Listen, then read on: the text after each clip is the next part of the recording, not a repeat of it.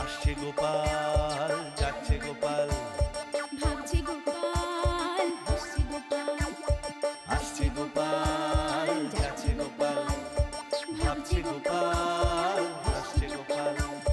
যুগের পরে যুগ কেটে যায়, মানুষ তাকে ভোলে না। যুগের পরে যুগ কেটে যায়, মানুষ তাকে ভোলে না। চলে না রে, চলে না রে, চলে না রে, চলে না, চলে না রে, চলে না রে, কাকে ছাড়া চলে না। কে সে পরিচয় কি তার? হাসির রাজা, জ্ঞানের রাজা, রসিক রাজা গোপাল ভাঁড়। হাসির রাজা, জ্ঞানের রাজা, রসিক রাজা গোপাল ভাঁড়। হাসির রাজা, এ ব্যাপার, কোনো বড় সড়ো খবর আছে মনে হচ্ছে। আছে তো বটেই, নাহলে কি আমি নিজে খুঁজে খুঁজে তোমার সঙ্গে মোলাকাত করতে আসি? সেটা তো বুঝতেই পারছি, এখন খবরটা কি সেটা তো বলবে। খুব ধুমধাম হবে, লুটতে পারলে একেবারে মালামাল হয়ে যাবে। তাই নাকি? তবে কিন্তু আমি কৃষ্ণনগরে গিয়ে কোনো হুজ্জুতি করতে পারবো না। আগের বার ওই গোপালের পাল্লায় পড়ে আমার চরম বেইজ্জতি হয়েছিল। না না, এবারে আর কৃষ্ণনগরে যেতে হবে না, এখানে বসে বসেই একেবারে হাতে গরম দাম মারতে পারবে। বলো কি? বাহ বাহ বাবা, তবে তো আর কোনো কথাই নেই, একেবারে খাপে ভরে ধপাস ধান। কিন্তু ব্যাপারটা একটু খোলসা করে না বললে তো সব কেমন ধোঁয়া ধোঁয়া লাগছে। সব ধোঁয়া কেটে যাবে, তবে তার আগে লাভের গুড় কেমন কি এই পাতে পড়বে সেটা তো ঠিক করতে হবে। ভাগ বাটোয়ারা নিয়ে কোনো চিন্তা নেই, দাও মারতে পারলে যা পাবো সব আধা আধি হয়ে যাবে। আমার কথার খেলাপ হবে না। এটাই তো চাই। লাফালাফি বন্ধ করে কাজের কথাটা বলো। এই তো বলছি, কানটা আগে আমার মুখের কাছে আনো।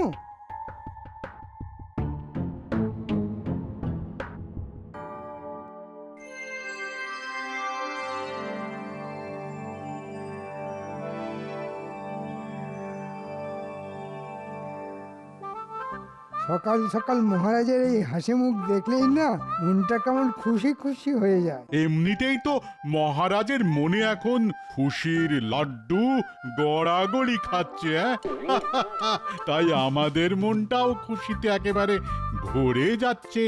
আমি তো এখন থেকেই ভেবে অস্থির হয়ে যাচ্ছি যে কতটা মজা করব আর কি কি মজা করব। তা তো বটেই, এমন ভোগের যোগ কি বারবার আসে?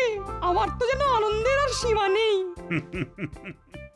তা ঠিক, তা ঠিক, আনন্দ আমারও হচ্ছে বটে। তবে আরো যেটা ভালো লাগছে সেটা হলো এই তোমরা সবাই কেমন চাঁদ পানা মুখ করে বসে আছো, কিন্তু কই তাকে তো দেখছি না।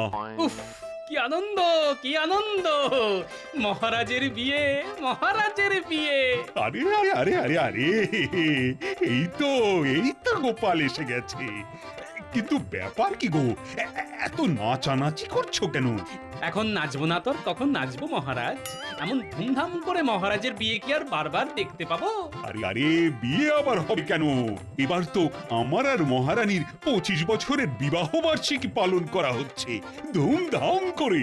যাহা বিবাহ তাহাই কি বিবাহ বার্ষিকী? ও গোপাল, বলিহারি তোমার বুদ্ধি। ইয়া নতুন কি কথা, গোপাল তো বরাবরই বুদ্ধির চাল কুমড়ো, ওর কাছে মুড়ি যা মুড়ি ঘন্ট তাই। এটা আপনি একেবারে ঠিক বলেছেন মন্ত্রী মশাই। খাওয়ার ব্যাপারে আমি কোনো বাছ বিচার করি না। আমি খেতে পেলে খাই, শুতে পেলে শুই। বেশ বেশ, খাবে খাবে, যত খুশি তত খাবে। আরে খাওয়ারই তো উৎসব, তবে শুয়ে পড়লে কিন্তু হবে না, কেননা শুলেই যে খাওয়াটা একেবারে ফসকে যাবে। তবে শুধু কি খানা পিনা, নাচ গানাও খুব হবে বলে মনে হচ্ছে। আমি তো সেই জন্যই এখন থেকেই শুরু করে দিয়েছি মহারাজ। তাই তাই তাই মহারাজের শ্বশুর বাড়ি যাই, সেখানেতে ভারী মজা, যত খুশি খাই। আহা! কোনো চিন্তা নেই গোপাল, আমি বিশেষ হজমি পাচন বানিয়ে রেখেছি। যত খুশি খাও আর পেটের গন্ডগোলের কথা ভুলে যাও। দিলে একটু সব দিক যাতে সামলানো যায় তেমন ব্যবস্থা করে দিন রাজবৈদ্য। মানে খাওয়া থেকে ঘুম কোনোটাতেই যেন সমস্যা না হয়। বেশ বেশ, তাহলে না হয় ওই ঘুম থেকে খাওয়া আর আশা থেকে যাওয়া এই সব সমস্যারই আলাদা আলাদা বড়ির ব্যবস্থা করে দেব। বুড়ি হোক আর বড়া, যা আছে সব জড়ো করে ফেলো। হাতে তো আর সময়ও বেশি নেই। কাল বাদে পরশু মহারানী তার বাপের বাড়ি থেকে বধূর সাজে কৃষ্ণনগরে আসবে, সেই ঠিক যেমন এসেছিল 25 বছর আগে। আর আপনিও তবে ওই সেজে বসে থাকবেন বরের সাজে, বেশ হাসি হাসি মুখ করে। থাক, থাক, আমাকে আর সাজাতে হবে না। আরে নাও নাও, সবাই তৈরি হয়ে নাও। আরে মহারানীকে আনতে যেতে হবে যে। এই ব্যাপারটা গোপালের ওপরেই ছেড়ে দিন মহারাজ। ওই না হয় কয়েকজনকে নিয়ে মহারানীকে সসম্মানে নিয়ে আসবে, আমি না হয় এদিকের সব আয়োজন সামলাবো। আমি না দেখলে এদিকে তো একেবারে সব ঘেঁটে হয়ে যাবে। হ্যাঁ হ্যাঁ, এইদিকের আয়োজন তদারকি করার জন্য তো কাউকে না কাউকে তো লাগবে। বেশ, তবে গোপাল তুমি না হয় ওদিকটা সামলে এসো। যেমন বলবেন মহারাজ, কিন্তু ব্যাপারটার মধ্যে আমি যেন কেমন একটা গন্ধ পাচ্ছি। না না, মন্ত্রী মশাই নিজে কেন আমাকে পাঠানোর ব্যাপারে তদবির করলেন? এবার তো তাহলে একটু ভেবে দেখতেই হচ্ছে। আমার কি এমন মহারানীর মতো কপাল হবে যে পালকিতে চেপে বাপের বাড়ি থেকে স্বামীর ঘরে ফিরবো? হ্যাঁ? আমাকে এইখানে থেকে সারা জীবন পড়ে পড়ে কপাল ঠুকে মরতে হবে। হ্যাঁ, সে যা করতে হবে করো, তবে আমার জামা কাপড় জুতো সব একটু গুছিয়ে রে। বয়ে গেছে আমার গুছোতে। যাবে নিজে ফুর্তি করে মহারানীকে পালকিতে চাপিয়ে কৃষ্ণনগরে আনতে, আর তার জন্য আমাকে সব গুছিয়ে দিতে হবে। আরে বাবা, একটু সাজিয়ে গুছিয়ে না দিলে মহারানীর বাড়িতে তোমার বরের মান সম্মান থাকবে গিন্নি? বলি থাকলো না চুরি হয়ে গেল, তাতে আমার ভারী বয়েই গেল। নিজের যা যা লাগবে নিজে বুঝে নেবে, আমি তার জন্য অমন ব্যাগ আর খাটতে পারবো না। হ্যাঁ, না না দাদু, এটা কিন্তু একেবারে ঠিক কথা। তুমি দিদাকে কারণে অকারণে খুব খাটাও। তুমি কিচ্ছু চিন্তা করো না দিদা, আমি তোমার পাশে আছি। তোমার খাটনি আমি মুখ বুজে মেনে নেব না। চলছে না, চলবে না, দিদাকে বেগার খাটানো চলছে না, চলবে না। এই ব্যাপার কি বলতো? হ্যাঁ, আজ তোরা এরকম উল্টো সুরে কথা বলছিস যে, এই ব্যাপারটা কি? তোদের পেট গরম হলো নাকি মাথা গরম? হ্যাঁ, সব সময় দাদু দাদু করলে হবে? দিদাকেও তো মাঝে মাঝে দেখতে হবে নাকি? হ্যাঁ, যদিও আসলে মনে হচ্ছে আমার কাছ থেকে কিছু আদায় করার জন্য ওরা উল্টো প্যাঁচ কষছে। এই কি হলো? সবাই যে একেবারে মুখে কুলু পাটনি। হ্যাঁ, কি আর বলবো, রাজবাড়িতে কত হইচই হচ্ছে, দাদুর কি আর আমাদের কথা মনে পড়ছে? নিজেই তো আনন্দ করছে, আমাদের বুঝি একটু হাসি মজা খাওয়া দাওয়া করতে ইচ্ছে করে না? তাই আমরাও ঠিক করেছি, দাদু যদি আমাদের কথা না ভাবে তবে আমরাও তোমার কাছেই থাকবো, তোমার কথাই ভাববো দিদা। যা ভেবেছি ঠিক তাই।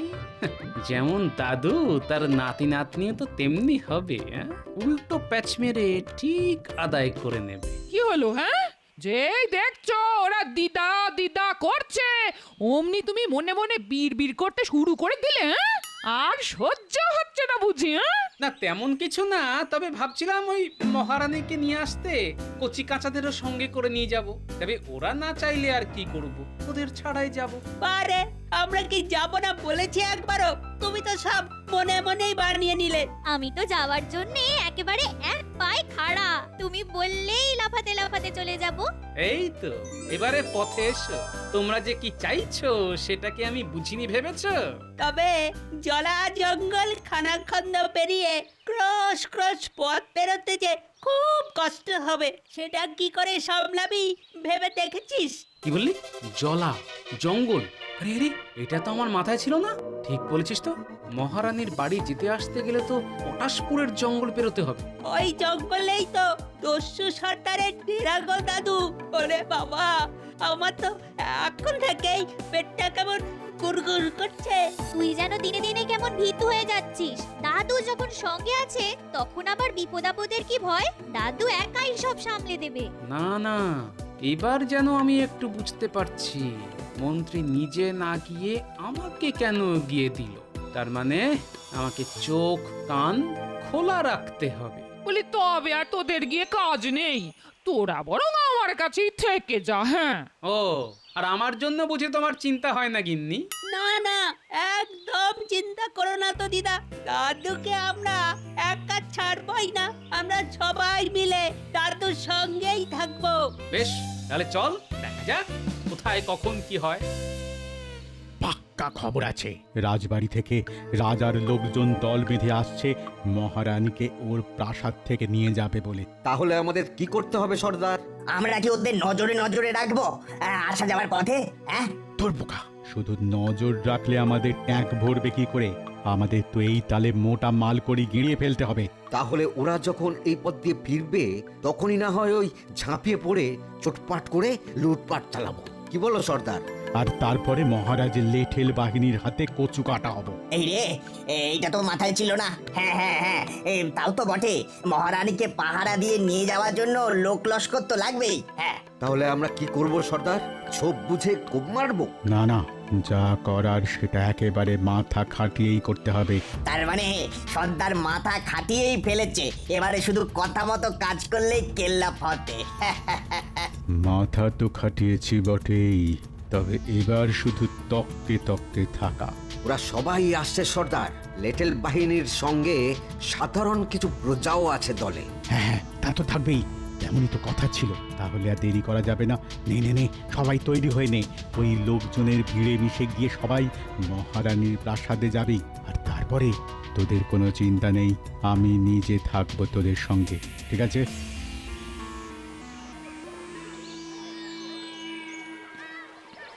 এই জঙ্গলটা পেরিয়ে যেতে পারলেই মহারানীর প্রাসাদে পৌঁছে যাও। পৌঁছে যাবো তো সেই কখন থেকে করছো, তারপর আবার হাঁটছো তো হাঁটছো। বাবারে বাবা, আমি যে আর পারি না। না, এর থেকে মন্ত্রী মশাইয়ের সঙ্গে কৃষ্ণনগর থেকে সবকিছু তদারকি করলেই কাজ দিত। আরে সে কি, এইসব আবার কি কথা? এখন এইটুকু পথ আসতেই যদি গলদঘর্ম অবস্থা হয়, তবে খ্যাটন করে ফেরার সময় কি হবে? তখন যা হবে হবে, এখন তো হাঁটতে হাঁটতে হাঁটুতে ঠোকাঠুকি লাগছে। ওরে বাবারে, আরে কে কোথায় আছো গো? আমি একটু ঠান্ডা জল খাবো। ওরে বাবা, ওরে বাবা। যার যা খাওয়া সেটা একেবারে মহারানীর প্রাসাদে গিয়েই খাবে, ততক্ষণে খিদেটা জমে একেবারে ক্ষীর হয়ে যাবে। হ্যাঁ, ক্ষীর হোক আর দুধ, খাতির ভালোই হবে। তবে গোপাল যেভাবে নিজেই দায়িত্ব নিয়ে আমাদের তাড়িয়ে তাড়িয়ে নিয়ে যাচ্ছে, তাতে মনে হচ্ছে আমার হাতের বালা লাঠিটাও তোমার হাতে দিয়ে দিই।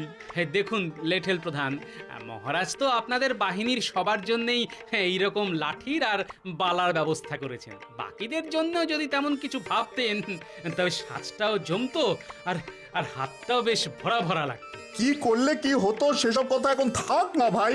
চলো চলো, আমরা মহারানীর প্রাসাদে যাই, চলো।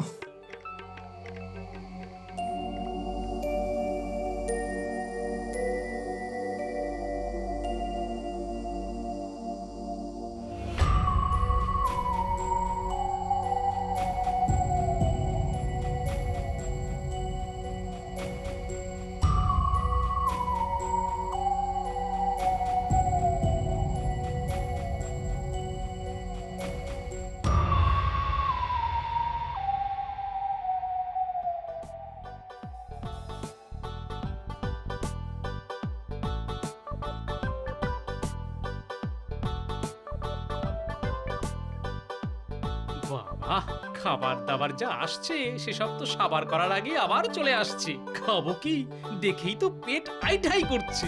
না না, আমি কষ্ট করে হলেও ঠিক খেয়ে নেবো। খাবার জিনিস না বললে ঠাকুর রাগ করেন। হ্যাঁ, তবে আর কি, টক ঝাল মিষ্টি গুনে গুনে দু চারটি নয়, একেবারে বেশটি করে খান। সবাইকে তো খেতে বলছো, কিন্তু তুমি খাবে না দাদু? আমরা কিন্তু পেট ভরে খেয়েছি, আমার পেটে আর একটুও জায়গা নেই। আমার তো পেট এমনিতেই ফুলে জয় ঢাক হয়ে গেছে, এবার ভাবছি একটু ভেবে ভেবে খাবো, বুঝলি? তবে দাদু তুমি কিন্তু একটু দেখে শুনে খেও, চাপ করে খেলে ঝপ করে শরীর খারাপ হয়ে যেতে পারে কিন্তু। না, বয়সে কাঁচা হলেও বুদ্ধিতে বেশ পাকা হয়ে গেছিস দেখছি।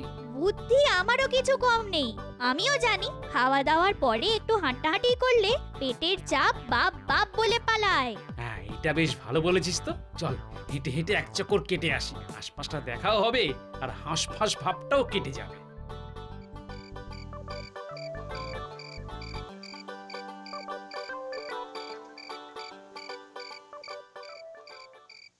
কি সবাই কি ঝুপ করে ঘুমিয়ে পড়লো নাকি?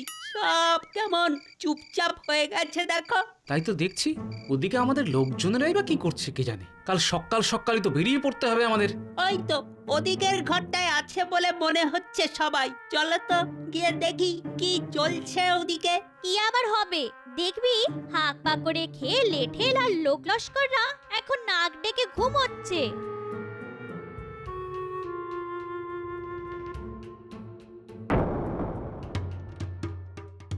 আরে আরে, ঘুম কোথায়? এরা তো ধুমধাম করে খাওয়া দাওয়া করছে। আমার যে একটা খটকা লাগছে। সে কি গো গোপাল দাদু, খটকাটা আবার কি?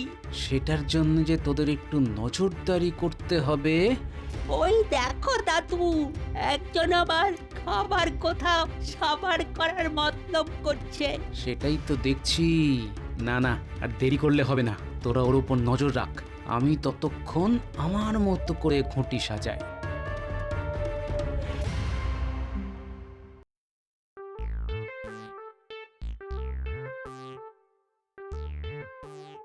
এ কি গো গোপাল দাদু, সব ছেড়ে তুমি এবারেই পান নিয়ে বসে কেন? না না, মানে হাতের কাছে পান পাতাও ছিল আর মশলাও ছিল। তো তোরা কি খবর নিয়ে এলি সেটা ঝটপট বলে ফেল দেখি। বাইরের দিকে একটা ছোপে বেশ কয়েকজনকে না হাত মুখ বেঁধে ফেলে রাখা আছে। আর যে লেঠেলটা খাবার নিয়ে গেল সে ওদের পাহারা দিচ্ছে। কিন্তু এসব কি হচ্ছে গোপাল দাদু? মনে হচ্ছে ভেতরে ভেতরে বেশ কিছু একটা ঘোট পাচ্ছে। আমরা তো আবার আড়ি পেতে এটাও শুনলাম যে একজন লেঠেল বলছে যা পাবো মন্ত্রীমশাইয়ের সঙ্গে আধা আধি ভাগ করে নিতে হবে। তার মানে যেটা ভাবছিলাম সেটাই তাই। আর তাই যে আয়োজন করছি সেটাও ঠিকঠাক করে ঠিকঠাক জায়গায় পৌঁছে দিতে হবে। তবে তুমি কি সবাইকে পান খাবে নাকি দাদু? না না না না, এই পান তো তারাই খাবে যারা ভরপেট খেয়ে এখন আনচান আনচান করছে। এখন শুধু একজন ভৃত্য ডেকে এই সব পান ওই লেঠেলদের ঘরে পৌঁছে দিতে হবে। আজ এই পর্যন্তই, বাকি কাজ কাল সকালে হবে। কি যে হচ্ছে আমি তো কিছুই বুঝতে পারছি না। এদিকে মহারানীর পালকি তৈরি, মহারানী তৈরি সেজে গুজে, আর আমাদের লিটল বাহিনী কিনা নাক ডেকে ঘুম দিচ্ছে। না না না না, আমাদের বাহিনী তো তৈরি আছে মশাই। যারা ঘুমোচ্ছে তারা না হয় ঘুমিয়ে ঘুমিয়ে কৃষ্ণনগরে চলে যাবে। দেখো গোপাল, এরকম সময় তোমার হেয়ালি শুনতে আমার একদম ভালো লাগছে না। হ্যাঁ, আর হেয়ালি শুনে কাজ নেই। ওদিকে মহারানী পালকিতে উঠে পড়েছেন গিয়ে, আর তার সঙ্গে তোমার কথা মতো একটা গরুর গাড়ি বোঝাই করে যারা ঘুম দিচ্ছিল তাদের গুছিয়ে তুলে ফেলা হয়েছে। ব্যাস ব্যাস, তবে আর কি, ব্যবস্থা যখন হয়ে গেছে তখন দেরি না করে তাড়াতাড়ি যাত্রা শুরু করাই তো ভালো।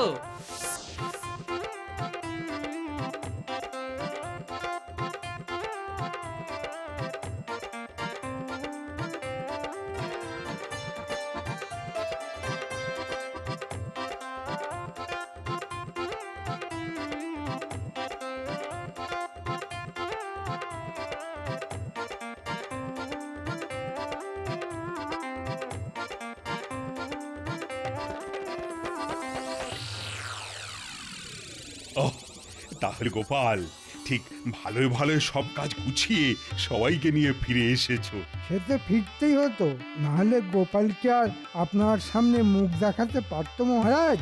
না না, বলছি পথে কোনো বিপদ আপদ হয়নি তো? আর সেখানেও ব্যবস্থা সব ঠিকঠাক ছিল তো? আগে মহারাজ, হয়নি বটে, তবে বিপদ যাতে হয় তার জন্য তো সব রকম ব্যবস্থাই করা ছিল। তবে গোপালের বুদ্ধির জোরে সব বিপদ কেটে আমরা ঠিক হেঁটে হেঁটে ফিরে এলাম। সে কি? কিসের বিপদ? কেমন বিপদ? না না না না না, তোমরা আমাকে সবটা খুলে বলবে তো নাকি? খোলাখুলির আর কি আছে মহারাজ?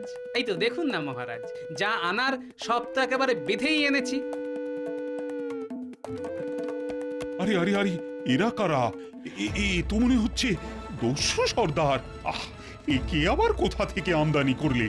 বুঝুন তাহলে মহারাজ, গোপালকে একটা কাজ করতে বললে ও আর একটা কাজ করে বসবে। ও, কোনো কাজ করতে বললে যে একটু নিশ্চিন্ত হবেন তার উপায় আছে? না না না না না, মনে হচ্ছে এরাই গোলমাল পাকানোর মতলব করেছিল। না না, তেমন কিছু নয়, শুধু মহারানীর সঙ্গে নিয়ে আসা অলংকার আর মূল্যবান জিনিসপত্র লুট করার মতলব করেছিল। হ্যাঁ? বলো কি, সে কি কাণ্ড! আর সেটা গোপাল আগে ভাগে বুঝে গিয়েই ওদের উপকাত করেছে। রাস্তায় আস্তে আস্তে আমাকে সব গল্প বলেছে। হ্যাঁ, সে তো বুঝতেই পারছি, কিন্তু কিভাবে? ওরা আগে সাধারণ প্রজা সেজে আমাদের দলে ঢুকে গিয়ে পরে লেঠেলদের বেঁধে এক জায়গায় জড়ো করে, তারপরে লেঠেল সেজে ফেরার পথে আমাদের লুট করার মতলব করেছিল। সেসব কথা কি ওরা তোমার কানে কানে বলেছিল নাকি? গুল গল্প দেওয়ার জায়গা পাওনি? গল্পটা যে কি সেটা তো বাচ্চারা তককে তককে থেকে আমাকে ঠিক সময় বলেছিল। তার আগে অবশ্য রাতে প্রাসাদে যখন আমি ওদের লেঠেলের পোশাকে দেখি তখনই আমার সন্দেহ হয়, কারণ ওরা হাতের বালাগুলো পরতে ভুলে গেছিল, আর তাই দেখি আমার সন্দেহ হয়। তারপরে তুমি কি করে এদের পাকড়ালে গোপাল? সে তো আপনারই বড়ির গুণে রাজবৈদ্য। আপনি আর সব বড়ির সঙ্গে যে ঘুম পাড়ানোর বড়ি দিয়েছিলেন সেটাই গুঁড়ো করে পানের মধ্যে মিশিয়ে খাইয়ে দিতেই সব একেবারে ঘুমিয়ে কাদা হয়ে গেল। তবে ধরা যখন পড়েছে তখন শাস্তি তো পেতেই হবে। 7 দিন ধরে বেটাদের আচ্ছা করে দুবেলা কান ধরে ওঠবোস করাবো আমি। দেখি দেখি কেমন লুট করার ফন্দি আঁটে আবার। যা দেবেন দিন, তবে শাস্তির অর্ধেকটা কিন্তু মন্ত্রী মশাইকে দেবেন। কেন? এর মধ্যে আবার মন্ত্রী এলো কোথা থেকে? মন্ত্রী মশাই তো এই লুট করার মতলবে এঁটেছিলেন, আমাদের জঙ্গলে গিয়ে সব বলে এসেছিলেন, আর কথা ছিল আমি যা পাবো তার অর্ধেক ভাগ উনি নেবেন। এসব হাবিজাবি কথায় একদম বিশ্বাস করবেন না মহারাজ, সব মিথ্যে কথা। কথা যখন হয়েছে তখন মিথ্যে হোক বা সত্যি, শাস্তি তো ভাগ করে নিতেই হবে মন্ত্রী মশাই। ছি ছি ছি ছি মন্ত্রী, তোমার পেটে পেটে কিনা এই মতলব ছিল? না না না না, তোমাকেও শাস্তির ভাগ পেতে হবে, কোনো ছাড়াছাড়ি নেই। এবারের মধ্যে ছেড়ে দিন মহারাজ, এমন আর কোনোদিন হবে না। আমি এই নাক মুলছি, কান মুলছি মহারাজ, আর কোনোদিন হবে না। যত যাই করো না কেন আমি কোনো কথা শুনছি না। তবে আমার বিবাহ বার্ষিকী যাতে মাঠে মারা না যায় তার জন্য গোপাল যা করেছে তার সত্যি কোনো তুলনা হয় না। আর সেই জন্য মন্ত্রীকে শাস্তি দেওয়ার পাশাপাশি গোপালকে আমি বিশেষ পুরস্কার দেব। মহারাজের বিবাহ বার্ষিকী জমে একেবারে ক্ষীর হয়ে গেল।